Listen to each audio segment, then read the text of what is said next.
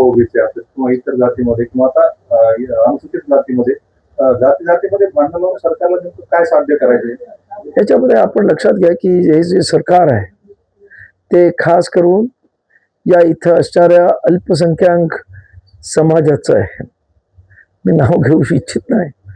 त्यांना हे जर बहुजन एकत्र आले तर आपलं काय होईल ही भीती वाटते आणि त्यामुळं ते अशा पद्धतीने वाद निर्माण करून आपली सत्ता म्हणजे तोडा फोडा जोडा आणि राज्य करा अशा पद्धतीची राजनीती आहे आणि तोच हा प्रयत्न आहे.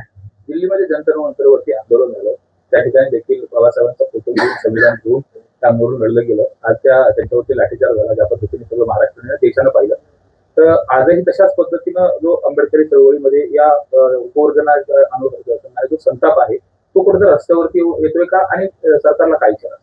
बघा, प्रचंड उद्रेक आहे, जन आक्रोश आहे, लोक रस्त्यावर येत आहेत, परंतु आम्ही सर्व जी काही म्हणजे प्रमुखानं चर्मकार समाज आहे, आम्ही आंबेडकरवादी आहोत आणि काही इतर समाज याच्यातले नेतृत्व या सर्व जन आक्रोशाला शांततेमध्ये लोकशाही पद्धतीने आपलं हा निषेध आणि आपली मागणी कशी मान्य करून घेता येईल हा आमचा प्रयत्न आहे.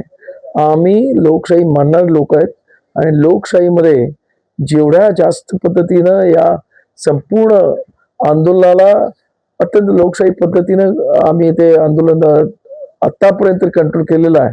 पण सरकार जर अशाच पद्धतीने वागणार असेल तर मग आपण पाहिलं की जंतर मंतरवर सुद्धा तरुण मुलं अत्यंत लोकशाही पद्धतीने करत होती, परंतु शेवटी नाईलाज झाला आणि मग त्यांच्यावर लाठीचार्ज झाला. तसं या महाराष्ट्रात होऊ नये, नाहीतर दिल्लीमध्ये धर्मेंद्र गेला, इथे देवेंद्र जाऊ नये ही आमची अपेक्षा. मात्र एखाद्या जर बघितलं